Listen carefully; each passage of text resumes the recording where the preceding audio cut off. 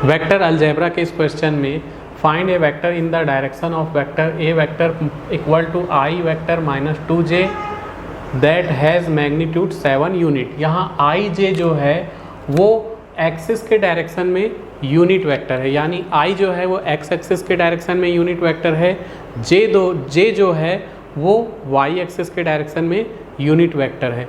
तो हमें इस वेक्टर के डायरेक्शन में 7 मैग्नीट्यूड का यूनिट वेक्टर चाहिए।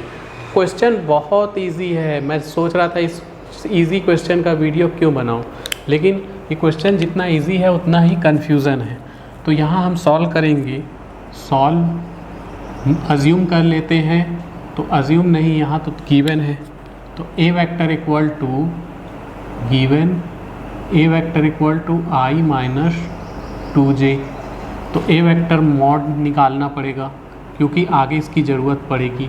तो ए वेक्टर मॉड यानी कि आई माइनस 2j का मॉड का मतलब होता है अंडर रूट, आई के साथ 1 है तो 1 का स्क्वायर प्लस, कन्फ्यूज़न नहीं होना है, हमेशा यहाँ प्लस रखेंगे, जे के साथ -2 है तो अपना ब्रैकेट में -2 का स्क्वायर वैसे ही रहेगा।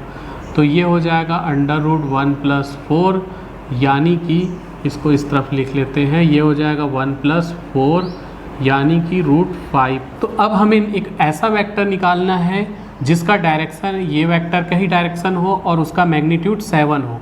तो हम लिखेंगे रिक्वायर्ड वेक्टर। तो रिक्वायर्ड वेक्टर 7 मैग्नीट्यूड का एक वेक्टर है जिसका डायरेक्शन क्या है, ए वेक्टर। तो यहाँ पे याद रखना है, ये फॉर्मूला है, 7 लिख दिए और इस वेक्टर का यूनिट वेक्टर लिख दो। यूनिट वेक्टर मतलब कैप। तो यही हमारा आंसर है। अब कैप की वैल्यू हमें रखनी पड़ेगी।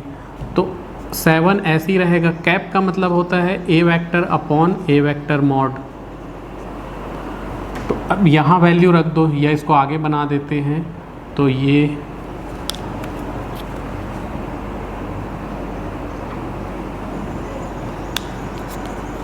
तो इसको अब आगे बना देते हैं। ये 7 ऐसे ही है।